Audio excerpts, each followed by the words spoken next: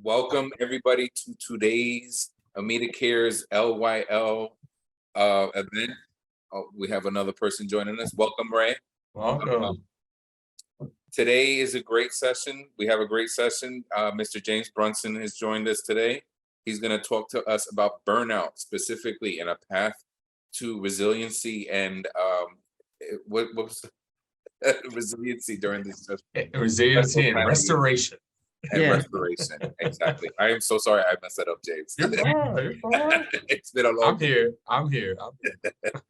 But James, take it away and welcome. Awesome. Thank you so much, Alex, for that marvelous introduction.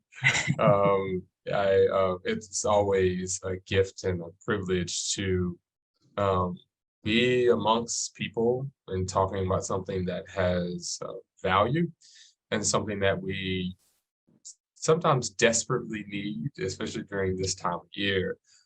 So it's my goal, no matter how many people are on the call and how many people are gonna watch this, like it is my goal that whoever is here to listen or chooses to watch this video, that you're able to glean just like one thing from it, like one thing that helps you and helps someone that you love to maintain. So there'll be some history or some data or whatever about burnout. But most importantly, I like for people to walk away with something that they can use. And so there'll be some information shared. There will be some tools shared, but I always encourage people to just remember one thing. All right, that's all the obligation or expectation that your presenter today has of you. Is just remember one thing. All right.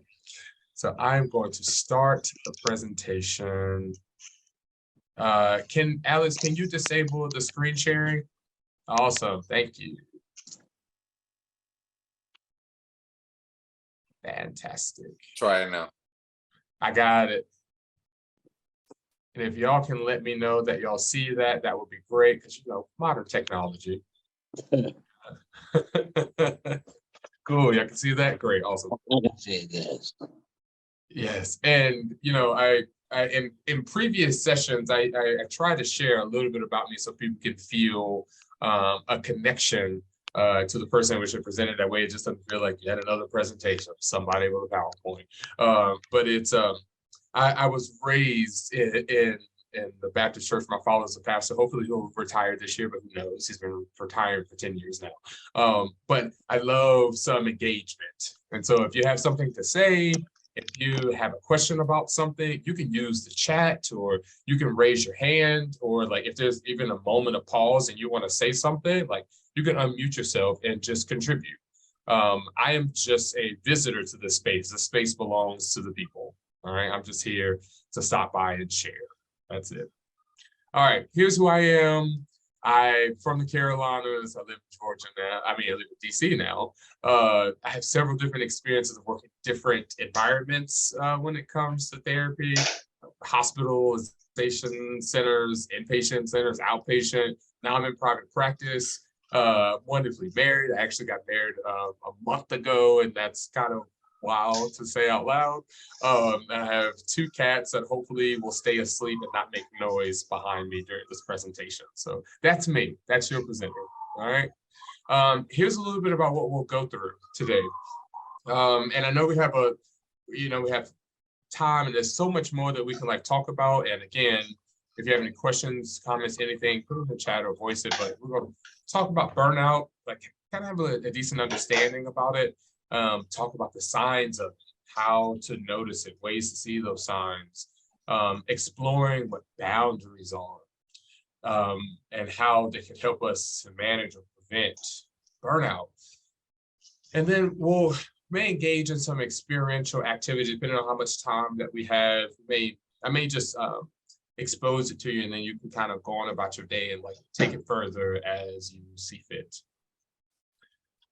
Housekeeping stuff, again, this is just space, doesn't belong to me.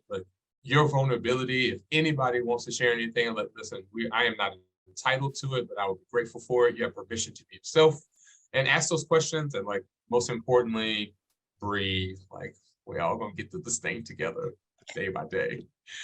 All right. Okay, so who's here? I see Maya. Is that how you pronounce it, Maya? Is it Maya? Yes, it's Maya. Maya, Hi. Nancy, Alex. I see a Ray, Tanya, Melissa, and I'm gonna. You probably have to come off and let me know how to pronounce this. I'm gonna go with Fante, but I don't know if that's correct or not. It's pronounced Fante. Fante. Oh, got my diction messed up. Before I got it. Thank you so much for being here. And just a little shout out. I'd like for people to see who's all here. So, all right. So let's take a moment, literally 15, maybe 30 seconds to just pause. There is an immense amount of movement, and I don't even know if you can hear those sirens that are going on outside my window because I live in downtown DC. But that just kind of indicates there's a lot of movement going on around us and inside of us. And so I just invite myself, I invite you all to just be here as much as you can, attend to as much as you can. I will not require for you to be 100% present for this because, again, we're human beings, multifaceted. But get what you can, be here as much as you can. All right, sweet. Thank y'all for that. Here's some of the pre-presentation questions. I don't know how many of you had access to these questions, but I would even like to hear some answers if you all are available for it. And like Nancy, Alex, Maya, like you two, y'all are here. Y'all can contribute to as you feel comfortable. But how do some of y'all recognize stress? How do you notice when you're feeling stressed? What happens to you? I feel like. Go ahead, Melissa. Go ahead.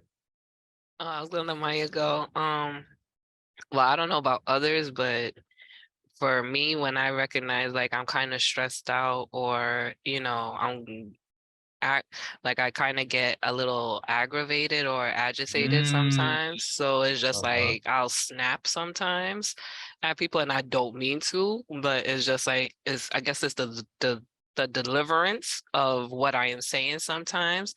And that's something like I'm trying to kind of work on right now. I'm trying to be, like open my eyes to not just, like others, but just as especially me, because I don't like to, offend anybody. Awesome. Thank you so much for sharing that. Like you notice that there's some fire or some aggression to the way in which you can present at times. It's like the body is kind of feeling overwhelmed, and so there's some irritability or some agitation. Thank you for that. I appreciate that. Anybody else? How do y'all recognize stress? How do you know? Oh, for me. Oh, hello. Oh, for me.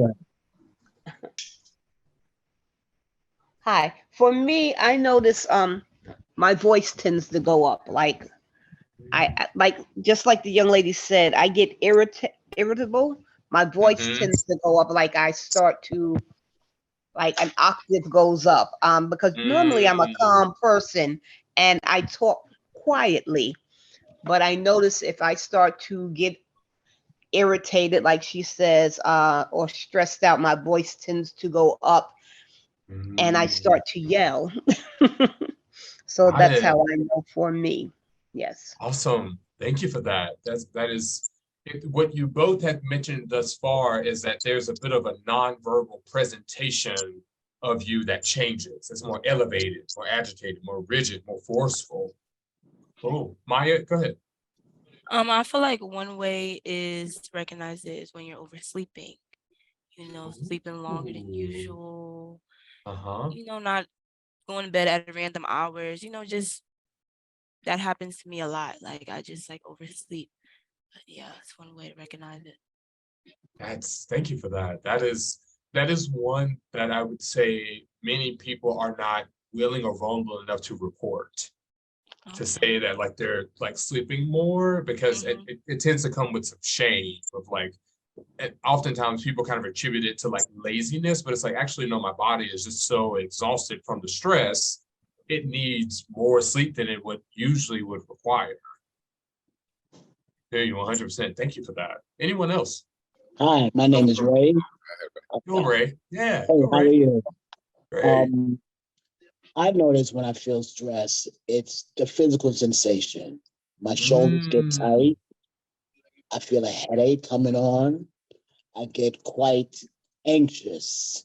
I get very anxious, and I'll get quiet because I don't want to speak to the person that's stressing me because I know it'll escalate. So I'll just suppress it, and it affects me physically. Wow, thank you for that, Ray. And listening to you, like I feel some special empathy because you just hit on one of mine. Like when this neck and shoulder starts feeling a little tight, I'm like, oh, yeah, here it is. Here it is. Overwhelmed. Right? Here's the stress.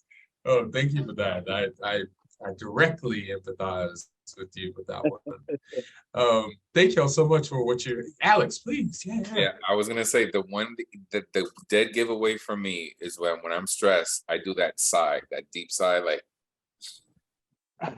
and sometimes I don't even realize it until I do something like that. Yeah. Wow, you all have mentioned, thank you, like for all of what you all contributed. And it's interesting, if I were to maybe like quickly ascertain what you all said, like our bodies start communicating, sounds like, right? Is our bodies start feeling things or experiencing tension and sleeping, and there's like the voice gets a little bit agitated. It's interesting that that's kind of we kind of have body-centric responses, which I think is great. One more question, and then we'll move on. It's really that fifth question. What do you think would be the most helpful area for me to place my energy? Like, do you want to hear more about like what burnout is, or do you want to hear more about how you notice the signs, or do you want to hear about tools to kind of prevent or manage? What do you believe with the group that we have here? Is those who are going to watch it just going to have to accept it? We're like, what would be the most helpful for you all for me to spend my energy on? What do you want to know more about specifically? The tools, how to handle it. Thank you, Ray. How to redirect it, like you were saying, because that's something like I'm trying to do. I'm not saying that I'm a professional right now, but like I said, I'm slowly I'm noticing, the signs, but then like you said, like I want to learn how can I try to redirect that energy if it's possible, to try to, because I don't like being angry. Thank you, Melissa. Anybody else? Anybody have anything particular that they want to know more about when it comes to burnout, when it comes to stress? There's a lot of things we can learn more about, but specifically those two things. Good on that. Sweet. Let's move on. I hate to interject. I'm sorry. Please, Ray. No, please, Ray. I just want to piggyback on something Melissa just said. Yeah. I don't like feeling angry. It takes too much from you. You know what I mean? And once you're angry, and if I'm at a peaceful place in my life and I get angry, the anger just makes my soul feel blank. I don't like feeling angry. I don't like that. Yeah, you have been heard. Thank you for that, Ray. I'm glad that Melissa's comment stimulated you, because now you two are even having a version of empathy that you and I were having earlier about the neck tension. Yeah. Right. You heard that someone had a similar experience, and that's a beautiful thing. That's what I desire for these presentations to be. It's like people getting together and like, wow, you feel stressed that way? So do I. You want to know more about that? So do I. That's how we heal. That's how we change the system, is vulnerability and being able to empathize with each other. So thank you all for contributing what you were willing to contribute. So let's a little bit of like sciencey history stuff, just because like I think it's fun and informative. But stress, right? We all kind of talking about it a few minutes ago, but like, what is it? It's a feeling of emotional or physical tension that comes from any event or a thought that makes us feel so many different emotions. Stress is our body's reaction to a challenge or even a demand. And so in short, acute bursts, stress is not a quote unquote bad thing.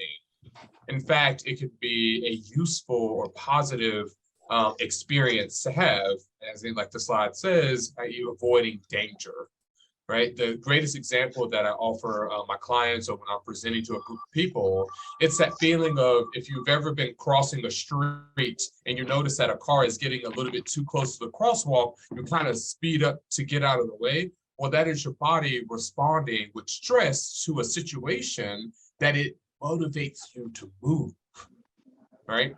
And so oftentimes I've heard through the 10 years that I've been in this field, they're like, oh, I don't want to feel stressed. I don't want to feel stressed. And I always invite people to say like, well, no, your body needs it depending on the situation. What oftentimes people are saying is, I want to better manage the stress that's more long-term or more chronic.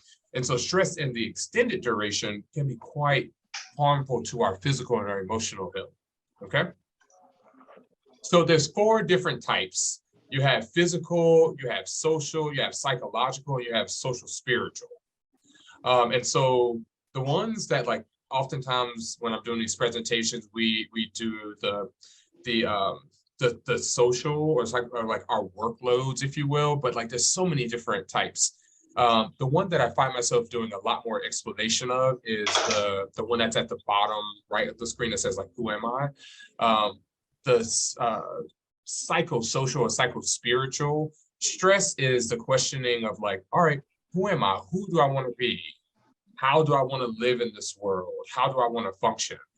Most people know physical stress, like when you have an injury or when you hurt yourself, but when it comes to like psychospiritual stress, that's usually the one that I end up talking the most about. But this one is the like workplace burnout. And so let's talk about what burnout is. All right, so burnout is a condition in which experienced by workers, other professionals that develop like depression-like symptoms that sometimes come as a result of the role that someone has, or it manifests in terms of those physical signs like you were talking about, those mental or emotional exhaustion that is oftentimes related to your job. Now, what I would take a moment to pause right here to highlight is that like burnout can exist in or outside the workplace, right? Oftentimes these presentations are geared towards like corporations and different things like that.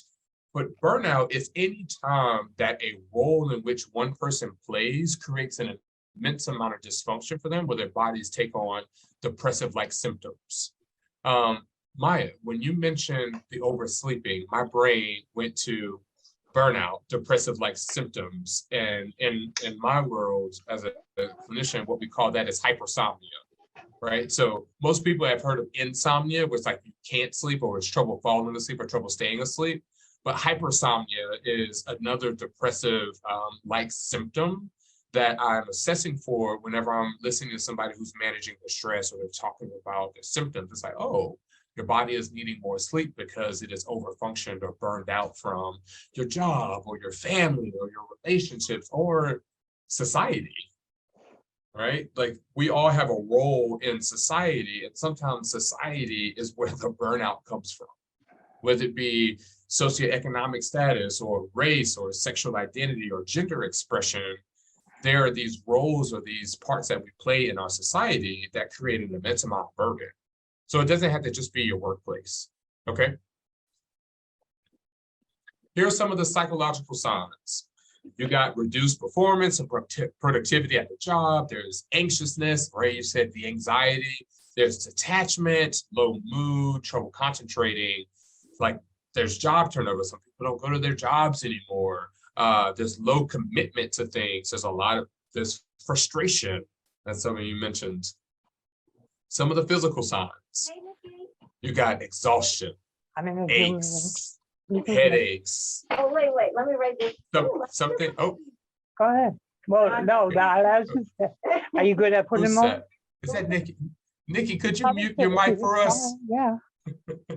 Thank you. There's no worries, I get it.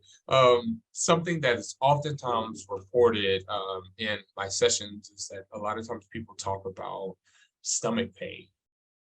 I would say over the past, 3 to 5 years, there's been a lot more emphasis being placed on gastrointestinal issues being linked to our psychological stress. Even though we have tons of data that support it, it's just kind of coming to the forefront of people having trouble eating or having trouble keeping food down or overeating. Like there's a relationship with the way in which our core, if you think about your stomach, it is the core to your body. Your arms are attached to it, your legs attached to it, so your core can feel a lot of that stress, right? And so it can either, it can have a lot of dysfunction in there when it comes to burnout. So you have hypertension, difficulty sleeping, and there can be a lot of susceptibility to sickness because the body is overwhelmed and overworked. Its defense system is down. And so let's talk about some of the ways to manage it. Looks like Ray, I appreciate you for like highlighting that. It's like, let's talk about how to manage, and also Melissa about it too. All right. Something that I value, and I mentioned this at the very beginning about when I do presentations, I like to, first of all, give permission to only people to only remember one thing. And I like to make those things as simple as possible. That way you can like, okay, what did I remember from that? So I love a good formula. I love like, all right, here's a formula, take it, apply it. You can Google it, it's there, it's widely known. Here it is. Okay, so one of the greatest ways, and we'll talk about some other ways in a minute, but one of the greatest ways is to recognize, reverse, and resilience. All right, recognize, reverse, resilience. So let's explain that a little bit. So the first step in our method is to recognize where and when your body is stressed. And so again, it's okay to feel stressed. It's just important to recognize it. So if you all remember when I asked you all earlier about, well, how do y'all know when y'all are stressed? And remember that many of you contributed to that. Body, attitude, I'm sleeping. So the fact that you all had enough awareness to know how your body experiences stress, you are already one step down to managing your stress. Something I encourage the people who I get the privilege of working with is you cannot attend to something, you cannot nurture something, you cannot heal something if you don't know it's there. Period.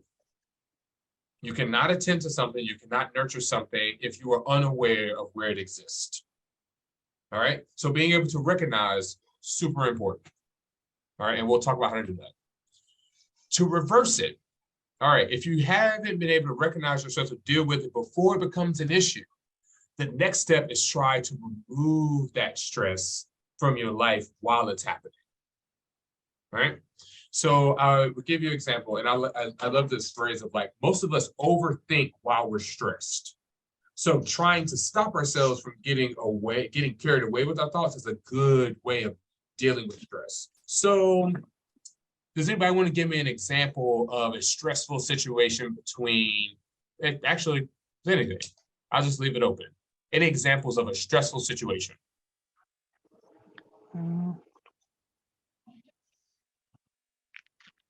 I can make up one if nobody has one, which is fine.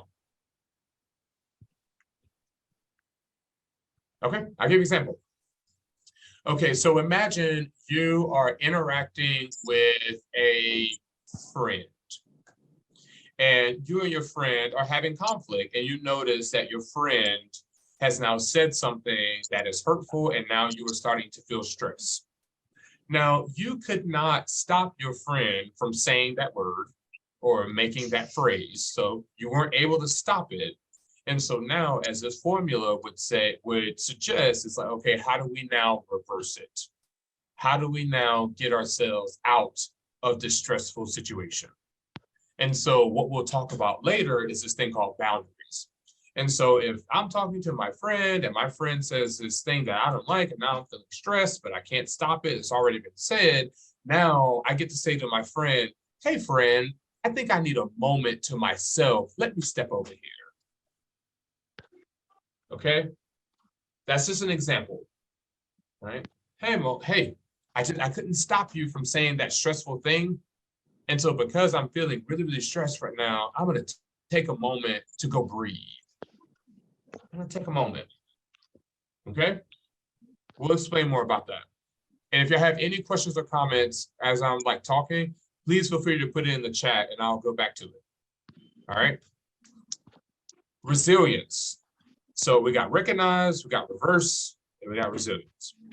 So resilience to stress is something that we should try to build up over time. Resilience is not a one-time thing. It is something that is built brick by brick, day by day, particularly after you've dealt with a stressful situation.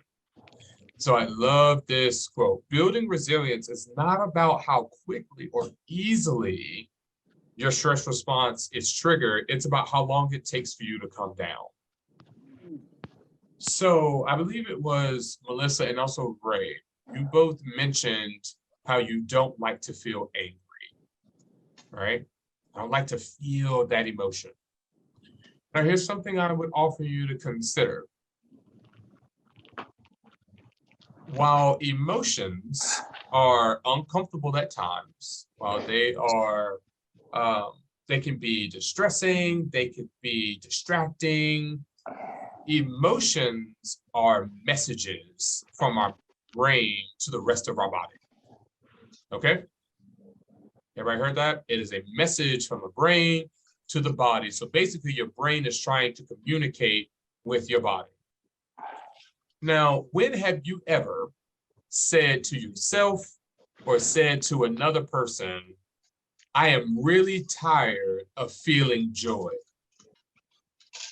I am really tired of feeling happy.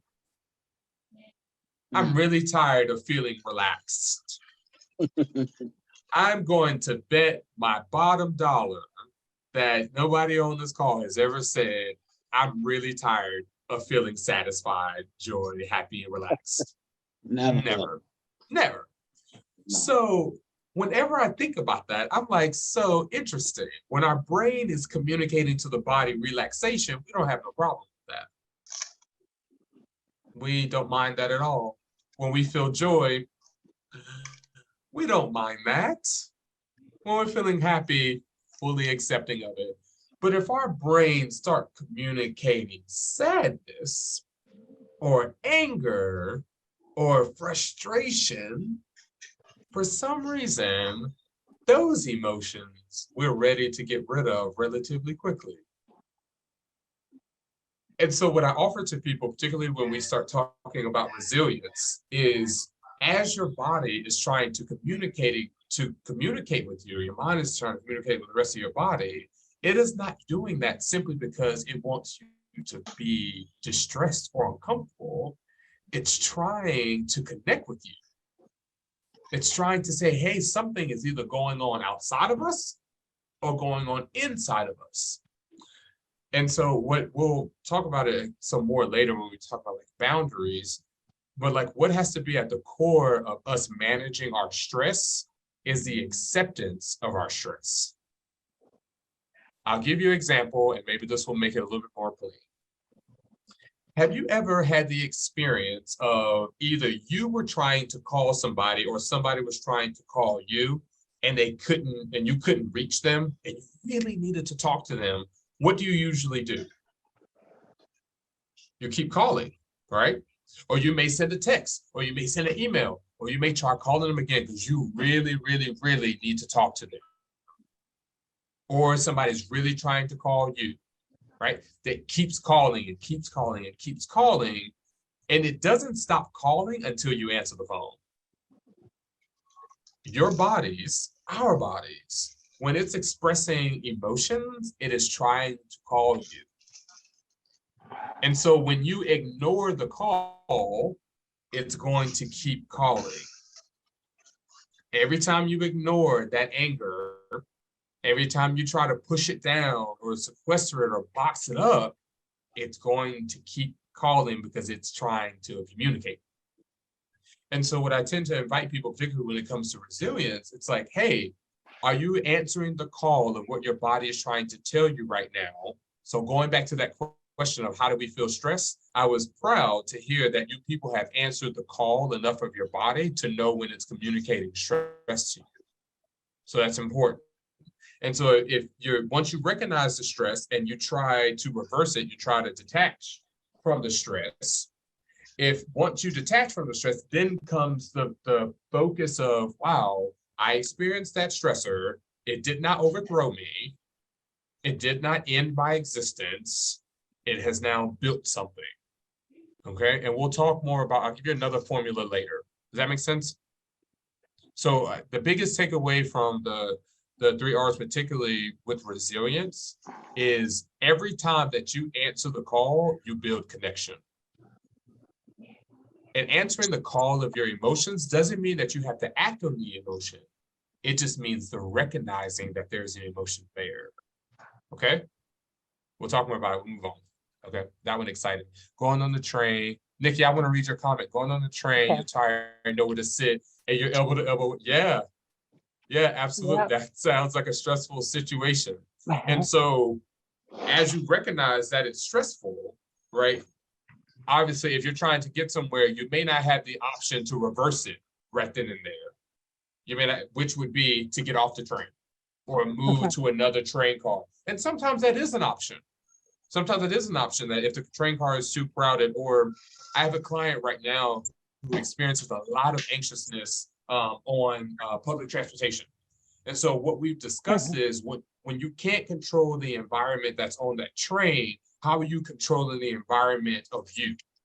And so what we've done together is when they get on the train and they're stressed out, we literally have created a playlist that they play on their phone and their music that is designed for when they feel stressed and overwhelmed and out of control on a train.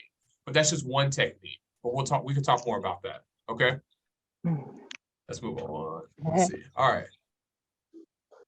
Here's another tool that I kind of mentioned a little bit in the 3 R's. So if this is going to be your one thing, you're going to walk away with a powerful thing. All right.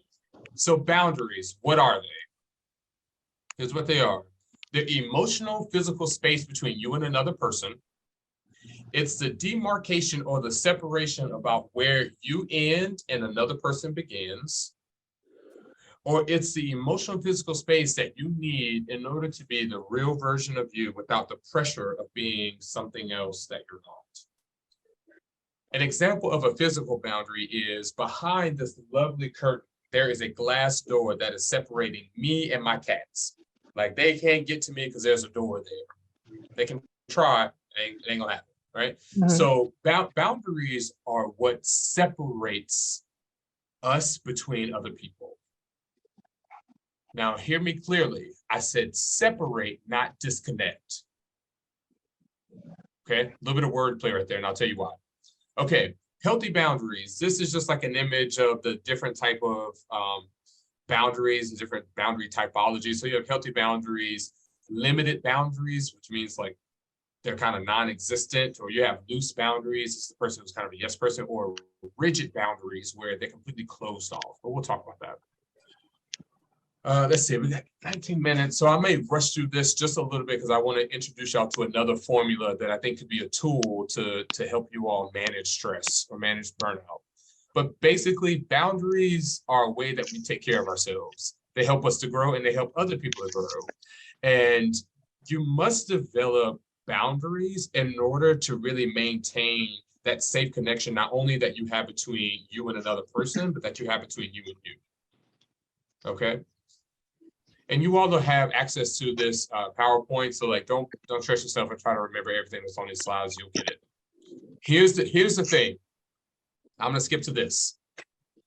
If you want to know how to better manage your stress, how to curate boundaries, here it is. Acknowledge plus explain plus offer. is boundaries. And again, boundaries designed to keep us safe, keep us healthy. The first step is to acknowledge, name the reality or the elephant in the room. Melissa, if I have your permission, can I use, and I can do it for you too, can I use y'all's anger as an example? Is that okay? Yes. Cool. All right. So if you are feeling angry, and I'm now encouraging you to use this formula of acknowledge, plain offer, in order to have a boundary with your anger. The first example being acknowledge. So if you were to name the reality or the elephant in the room, I would encourage you to say, I am feeling a lot of anger right now. Simple as that. I'm just feeling angry right now. Okay? No more, no less. I know I got some examples on this screen, but let's just go with the examples that you all provided. I'm feeling really angry right now. All right? And so the next part is explain. And so this is also where you verbalize the emotion, right? And so if you were to do the verbalizing of the emotion in the first part, then you're kind of set. But most people, or most of the times when I'm encouraging people to use this formula, it's like, you just called me something other than my name, and I feel really angry because of that. You just bumped into me, and so I feel angry because of that. You have taken something from me, so I feel angry because of that. You tracking? Y'all following me? You see where I'm going with this? The next part will kind of bring it home.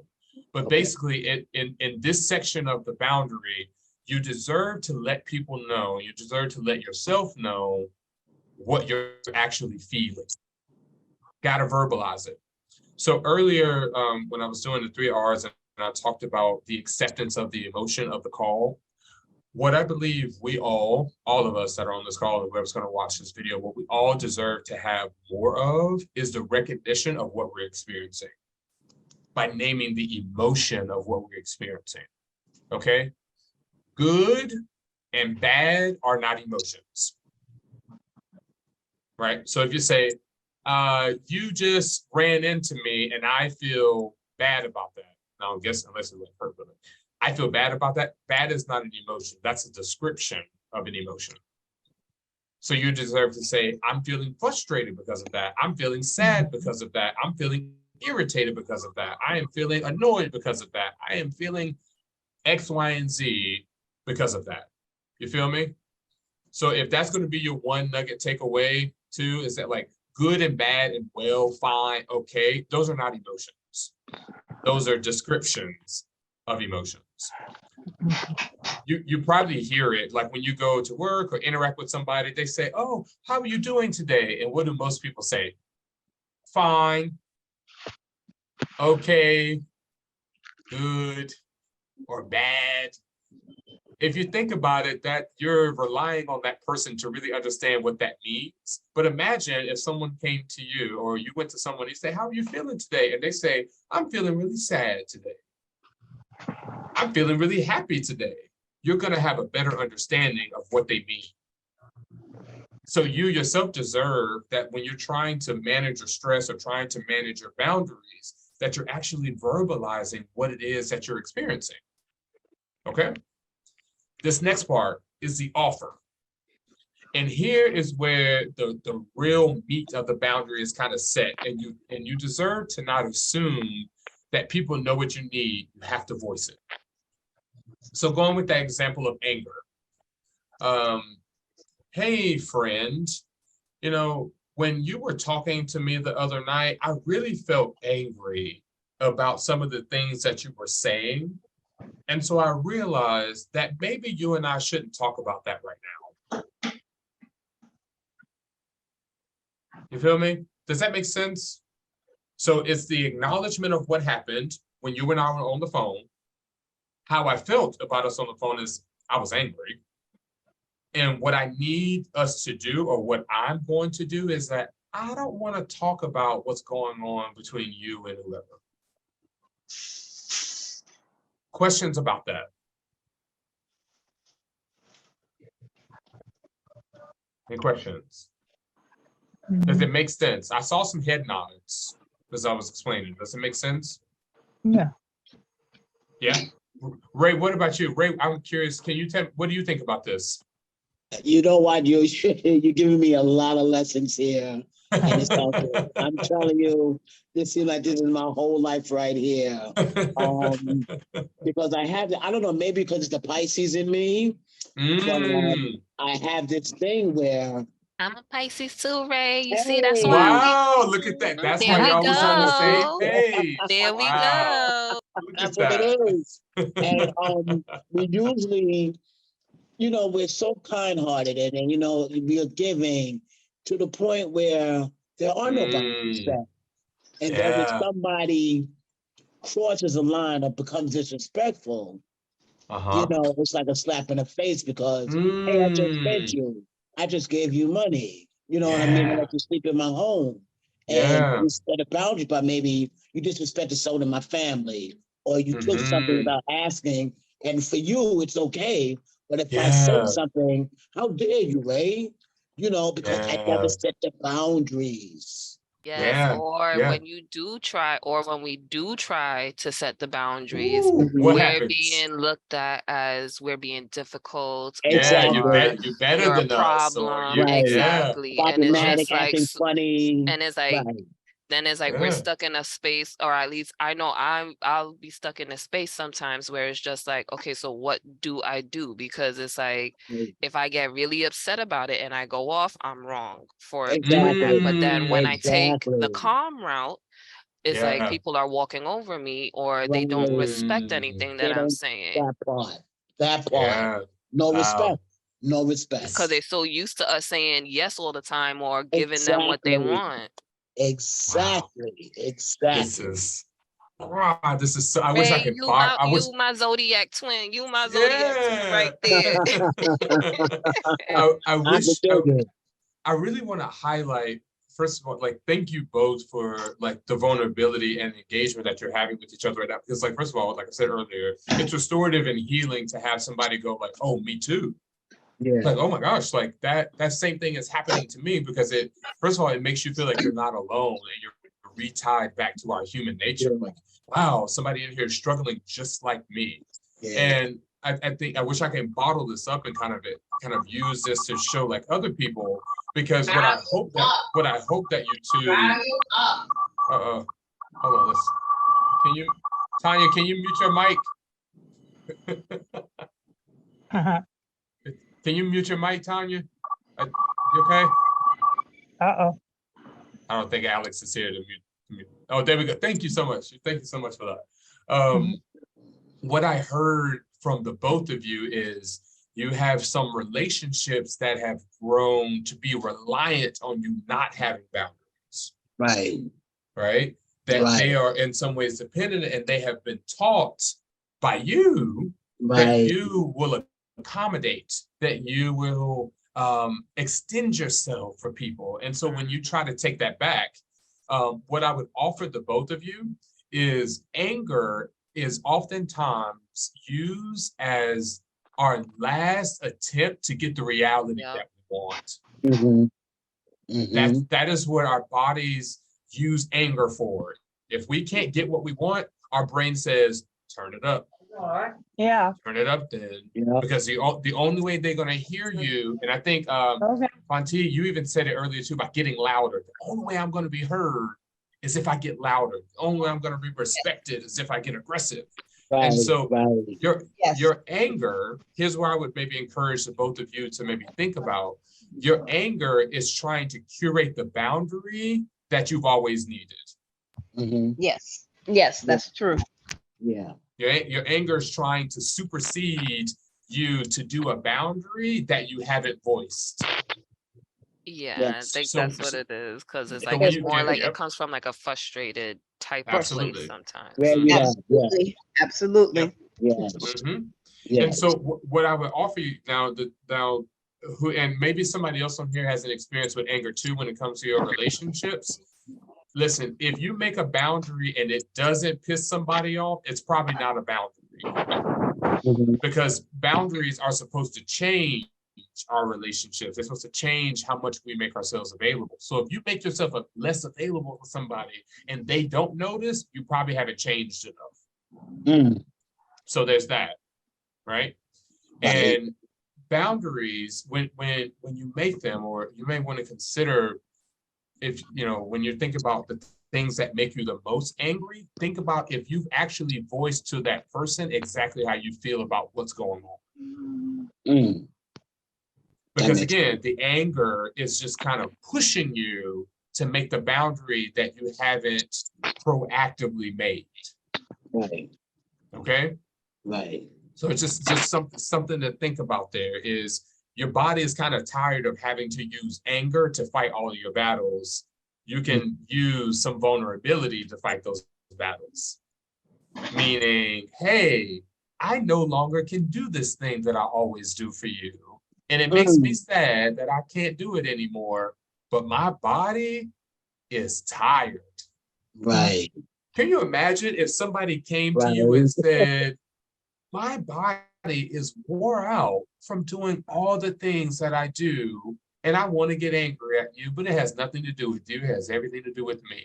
Can you imagine how much you would respect a person if they came to you and said that? Right. That is so true. Yeah. So how about this? Be that person that you would respect. Okay. Like that. Like that. Yes. Be the person, grant yourself the permission to be the person that you would respect. Okay. Quick Thank you. question. You know, it's weird, like as a man, right?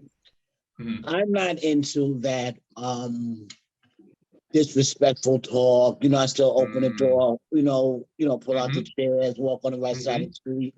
Yeah. And I've had some women actually say that I was too soft. And, and sometimes, and even with my relationships, I don't set those certain boundaries. Like, listen, you think I'm a nice guy, but you're not going to talk to me like that. You know, it's like all across the board, personal, work, friendships, it's just the same old junk. You know what I mean? Ray, if I was your therapist and had more time, we would go on and on about this. But the only thing that I would offer you with that, based on what you said, and maybe this will help somebody else too. Boundaries are not what we tell people to do. Boundaries are what we tell people that we are going to do. So, Ray, to use your example, it's like, I'm a nice guy, but you're not going to talk to me any kind of way. I would offer you a more empowering phrase that says, I'm a nice guy and I'm only available to be treated with respect. I like that. You hear the difference in that? Yeah. That's because right. we don't have enough power here to control anybody other than ourselves. So we can only let people know what we're available for and what we're not. And the beautiful thing is, you don't have to justify that. You don't have to explain to anybody why you want to be treated with respect. And my favorite example of this, and I love how this conversation has evolved, and I hope people are, as we have 5 minutes and I got to go on to my next one, I hope people are soaking this up, because this is a very real life, real example of how our stress in relationships can lead to a lot of burnout. And a lot of it has to do with our lack of boundaries. Our lack of protecting ourselves or making ourselves more available to things. And my greatest example of this is, have any of you ever been to, I know, a guilty pleasure, McDonald's, and you really, really want ice cream, and they say, hey, I'm so sorry, the ice cream machine is down. Would you like something else? They are not going to go back and forth with you about why the machine is down, whose fault it was, why they chose to take it down. They're not doing that. They're going to say, hey, I'm sorry, that ice cream is not available. Would you like something else? And so every time I think about that, I'm like, oh, we as humans could maybe borrow something from that. It's like, hey, I realized that I'm not available to give you any more money. I realized that I'm not available to come do all of these things that I do for you. Is there anything else I could do? Is there anything else I could provide? Because I can't do this anymore, so maybe something else. So if you want to be well, if you want to better manage your stress, if you want to mitigate or prevent your burnout, I would encourage all of us to think about, what are we making ourselves more available for that we're really not? Yeah. Okay. Yeah. Yeah. Hopefully one day they'll have me come back and I can further explain some more like techniques, but like I'm just gonna go with the spirit of what's happening here, and like the boundaries that you all deserve to have are waiting on you to curate them. And we cannot expect people to know what those needs are or to attend to those needs when we ourselves are not answering the call of what our bodies need. So I guess one of your greatest takeaways is like, answer the call, pay attention to what your body is saying, and maybe offer your body the protection that it actually is asking for. What's the building? All right, well, that's it. That was great. That's it. Thank you all. I am Thank grateful great. to Thank have been you. here. Thank Thank y'all. you so much, James. Thank Thank you, you. Alex. Great. Give Sandrine my appreciation. It's hard to miss her. But thank you, Nancy. Thank y'all for showing up in the space. Y'all's vulnerability, I'm grateful for. Take it and run with it. I hope you come back soon. I hope Yes. so. Yes. I enjoyed y'all. I hope so. Yes, thank you, James. Absolutely. Thank you, so James. Thank you, Yes. everybody, Amen. for Amen. attending today's session. And keep an eye out for the Absolutely. more LYL events from Amida Gare, okay? All right, y'all. Yes. Take good care. All right, Thank happy you. holidays, everyone. Happy Yeah, same to you. holidays. Happy All right. holidays. Bye-bye, Bye. y'all.